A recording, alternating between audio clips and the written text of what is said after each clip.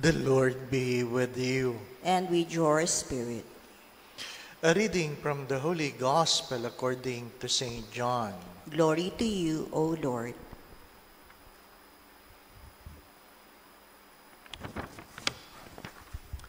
Jesus said, I am the good shepherd. A good shepherd lays down his life for the sheep. A hired man who is not a shepherd and whose sheep are not his own sees a wolf coming and leaves the sheep and runs away. And the wolf catches and scatters them. This is because he works for pay and has no concern for the sheep. I am the good shepherd, and I know mine, and mine know me. Just as the Father knows me, and I know the Father, I will lay down my life for the sheep. I have other sheep that do not belong to this fold. These also I must lead, and they will hear my voice. And there will be one flock, one shepherd. This is why the Father loves me, because I lay down my life in order to take it up again. No one takes it from me, but I lay it down on my own. I have power to lay it down and power to take it up again. This command I have received from my Father.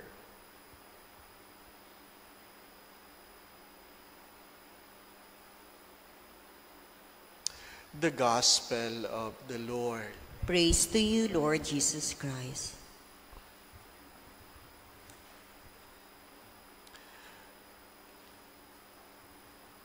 We are supposed to read the same Gospel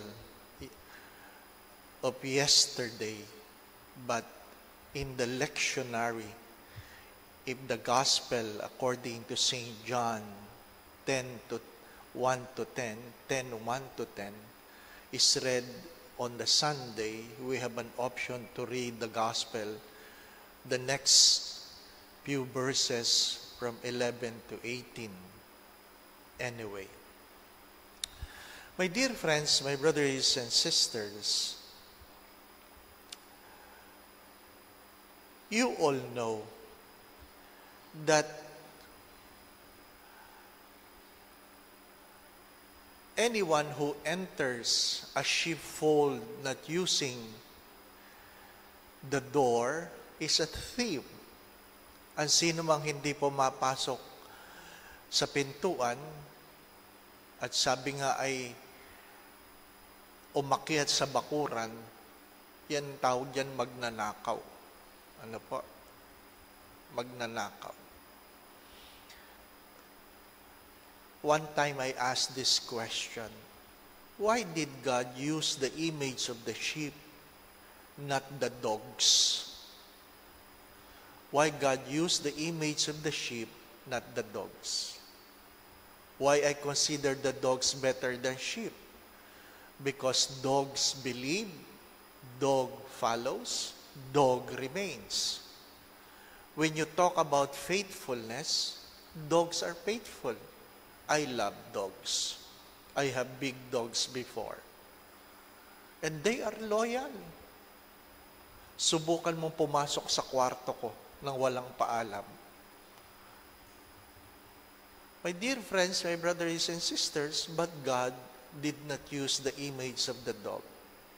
And one time I asked the same question to my late spiritual director, the late Father Ben Carlos. And his simple answer was, because sheep are stupid. Sheep are stupid. Dogs are intelligent. I was struck by it. I was struck by it. Can you imagine, he said, those sheep are unable to recognize sheep from wolves because they can even have wolves in their midst in a sheep clothing and still okay lang sa kanila. Ganon sila katanga. Sorry for the words. Ano pa? Mga minamahal na mga kapatid, I think the reading is to focus on the shepherd, not on the sheep. I do not know if you know Cesar Millan, the dog whisperer. Ano po? Pinapanood ko yan dati. How to train your dogs. And I begin to realize, dogs obey people with authority. Dogs obey people with authority. How you stand, how you walk, they obey you. And they can easily get loyal. Ano pa? They can easily get loyal. My dear friends, my brothers and sisters, but the sheep are not. They don't easily believe. I do not know if they believe. They all not always follow. And they do not always remain. That's why you always find readings, a shepherd looking for their sheep. Kaya nga po, sabi ko kahapon, not all those in authority are managers. And not all managers are leaders. And not all leaders are good leaders. And not all good leaders are good shepherds. Why? Why? Leaders capitalize on your strength. Leaders capitalize and perhaps think of your welfare. But good shepherd capitalize on his love, on his care, and thinks not only of your welfare, but of your salvation. Minsan sinabi na Santo Papa ito, you have to accept. You have your own stupidity. Ano po, sa Tagalog, mas maganda ang dating, di po ba? Tanggapin mo na mayroon kang sariling katangahan. Huwag mo lang araw-arawin, sabi niya. Ano pa? Why? You must simply accept that you have your own vulnerability.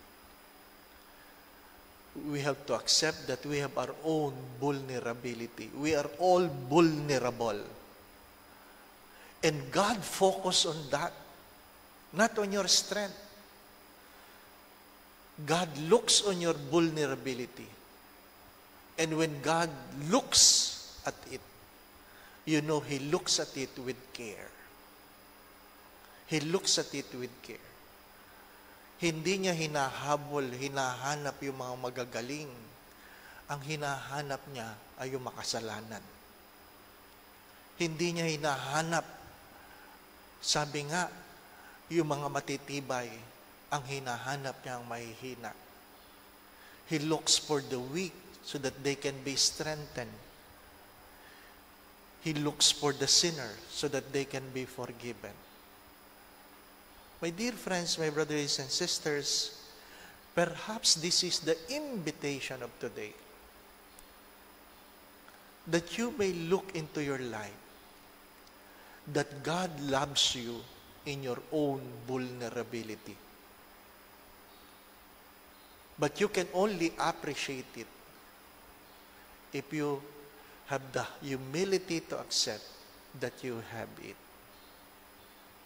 Ang pagmamahal ng Diyos ay hindi dahil ikaw ay magaling. Sadyang mapagmahal ang Diyos sa gitna ng iyong kahinaan. Amen.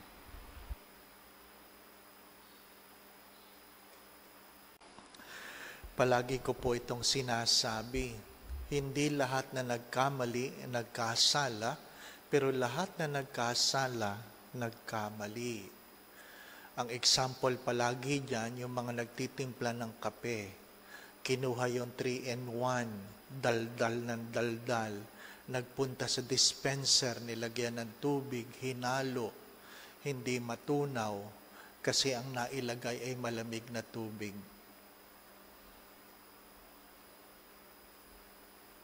Anong tawag natin sa kanila? Anong tawag natin sa kanila? Nagkamali ang tawag doon. Nagkamali. yung nagsabing katangahan, kayo po ay nagkasala kasi mabilis kayong maghusga. Ano po? Come to think of it.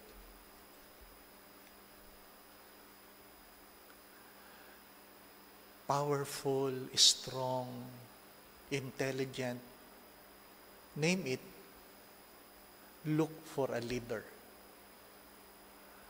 But the weak and the vulnerable need a shepherds.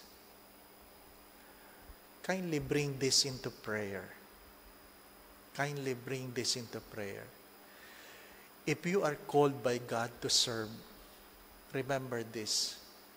It is not because you are among the strong. You are called to serve not because God needed you.